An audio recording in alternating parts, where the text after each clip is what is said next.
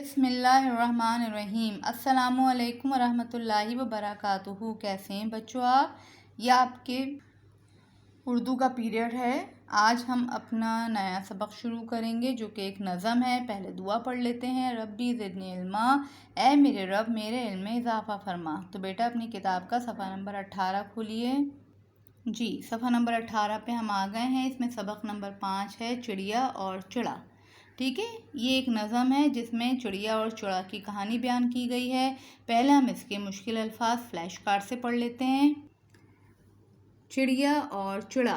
مشکل الفاظ: کھلا کھلا، دانا دانا، جنم جنم، لقمہ لقمہ، بھیک بھیک، ہٹے کٹے ہٹے کٹے، مٹائیں مٹائیں، خزانہ خزانہ، بھوکا بھوکا، نوالا نوالا، ڈھونڈو ڈھونڈو، ڈٹ ڈٹ۔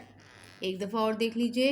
کھلا، دانا، جنم، لقمہ، بھیک، ہٹے کٹے، مٹائیں، خزانہ، بھوکا، نوالا، ڈھونڈو، ڈٹ۔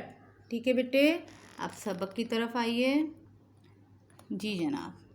ایک تھا چڑا ایک تھی چڑیا، چڑا کہیں سے چاول لایا، چڑیا لائی دال کا دانہ، دانہ دانہ ہوا خزانہ، پھر چڑیا نے پکائی کھچڑی، چڑے کے آگے لائی کھچڑی، اتنے میں آدھم کا کوّا، کوّا جنم جنم کا بھوکا، بولا راہ مولا دے دو، بھوکے کو ایک لقمہ دے دو، چڑیا بولی یہ سب کھانا، تیرا ہوگا ایک نوالا، تجھ کو کھلا دیں ہم کیا کھائیں، ہم کیا کھا کر بھوک مٹائیں۔ کوّا بولا کچھ تو کھلا دو، راہ مولا کچھ تو کھلا دو، چڑیا بولی بھیک نہ مانگو، جاؤ کہیں کام ہی ڈھونڈو، تم ہو بالکل ہٹے کٹے، چونچ بھی ٹھیک ہے پر بھی اچھے، محنت سے مت جان چراؤ، کام کرو اور ڈٹ کر کھاؤ۔ اور یہ نظم کس نے لکھی ہے بیٹے؟ خاطر غزنوی نے۔ شاعر کون ہے اس کے؟ خاطر غزنوی۔ ٹھیک ہے بیٹے، چڑیا اور چڑا، یہ کہانی ہے کہ ایک چڑیا تھی ایک چڑا تھا۔ چڑا کہیں سے چاول لے آیا، چڑیا لے آئی دال کا دانہ، دانا دانا ہوا خزانہ، یعنی کہ زیادہ ہو گیا، ان کے لیے خزانہ بن گیا، بہت سارا ہو گیا۔ پھر چڑیا نے کیا پکائی؟ کھچڑی پکائی، اور کھچڑی پکا کے چڑے کے آگے لے کر آئی۔ اتنے میں وہاں پہ آ دھمکا یعنی کہ آ گیا، کون؟ کوّا۔ اور کوّا جو تھا وہ جنم جنم کا بھوکا تھا، یعنی کہ بہت ہی بھوکا تھا۔ اس نے کیا کہا؟ راہ مولا دے دو، کچھ اللہ کے نام پہ دے دو، بھوکے کو ایک لقمہ دے دو۔ چڑیا نے کہا یہ سب کھانا صرف تمہارا ایک نوالا ہوگا، اگر ہم تم کو کھلا دیں گے تو پھر ہم کیا کھائیں گے، ہم کیا کھا کر بھوک مٹائیں گے۔ پھر کوّا بولا کچھ تو کھلا دو، راہ مولا کچھ تو کھلا دو۔